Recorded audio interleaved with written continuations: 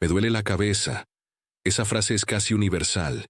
La hemos dicho alguna vez, la hemos escuchado en casa, en el trabajo, en clase, y muchas veces la decimos con una mezcla de cansancio y frustración, porque el dolor de cabeza puede arruinarnos el día completo. Si estás aquí, probablemente te pasa una de estas dos cosas. O te duele la cabeza en este momento y quieres entender qué hacer. O te ha pasado tantas veces que ya no quieres solo aliviarlo. Quieres comprender por qué ocurre. Y la verdad es que entenderlo cambia mucho la forma en la que lo vivimos. Porque no todos los dolores de cabeza son iguales, ni tienen la misma causa, ni se sienten de la misma manera. Para empezar, hay que entender algo básico pero muy importante. El dolor no aparece porque sí. El dolor es una señal de alerta. Nuestro cuerpo tiene un sistema de vigilancia que detecta cuando algo puede hacernos daño.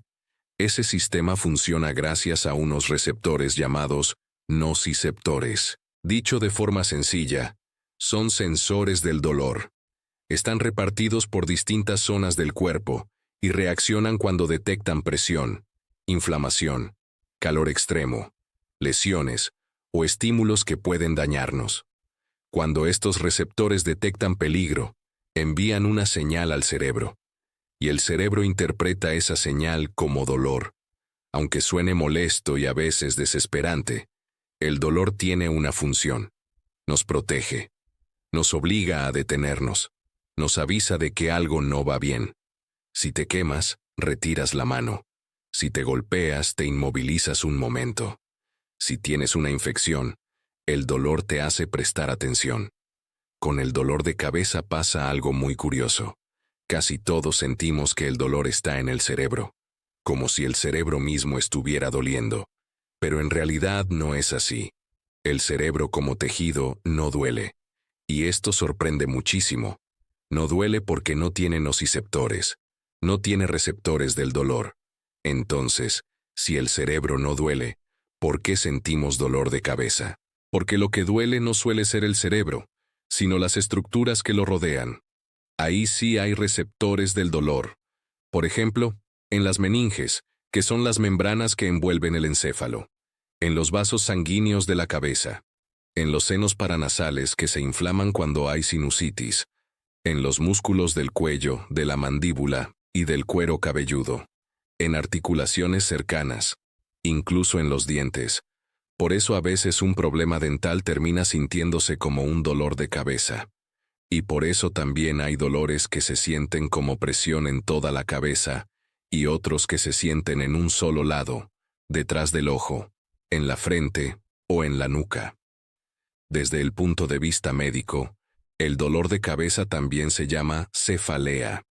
Y, para entenderlo mejor, se divide en dos grandes grupos, cefalea primaria y cefalea secundaria. La cefalea primaria es cuando el dolor de cabeza es el problema principal.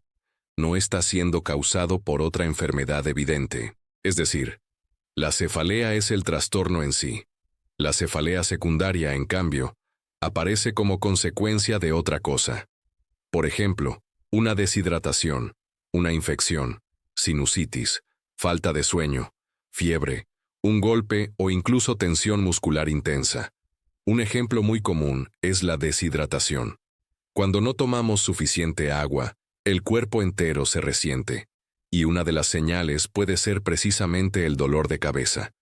Muchas veces lo ignoramos, seguimos trabajando, seguimos con el celular, seguimos con el día, y no nos damos cuenta de que el cuerpo nos está pidiendo algo tan básico como descanso e hidratación. Ahora bien, cuando hablamos de cefaleas primarias, hay tres tipos que son los más conocidos: la cefalea tensional, la cefalea en racimo y la migraña. Las tres son dolores de cabeza, sí, pero se sienten muy diferentes. La cefalea tensional es la más frecuente. Mucha gente la describe como una banda apretada alrededor de la cabeza, como una presión constante. No suele latir, más bien oprime. Puede sentirse en la frente, en las sienes, en la parte de atrás de la cabeza o en el cuello, y a veces viene con sensibilidad en los hombros o en el cuero cabelludo. Suele relacionarse con estrés, mala postura, tensión muscular, falta de sueño y fatiga visual. Ese dolor después de pasar horas frente al computador o mirando el teléfono sin pausas puede ser justamente este.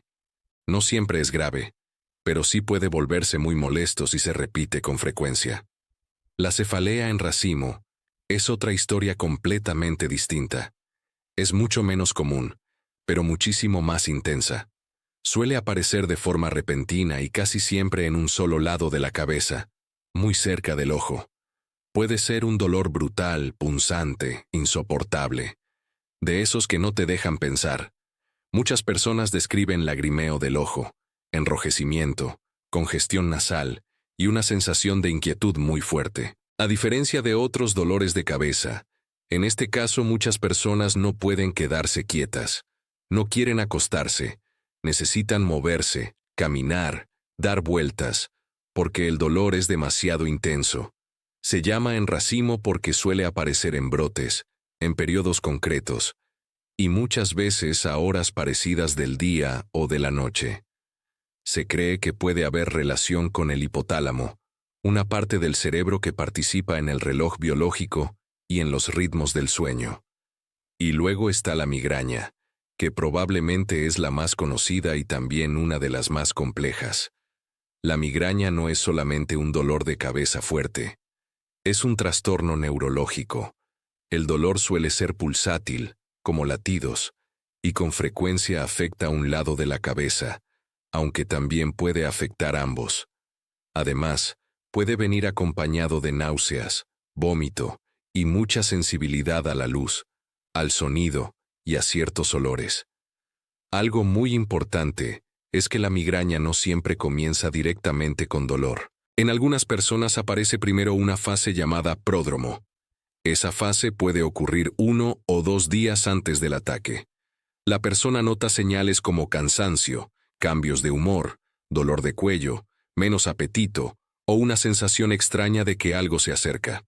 Después, en algunas personas, aparece el aura.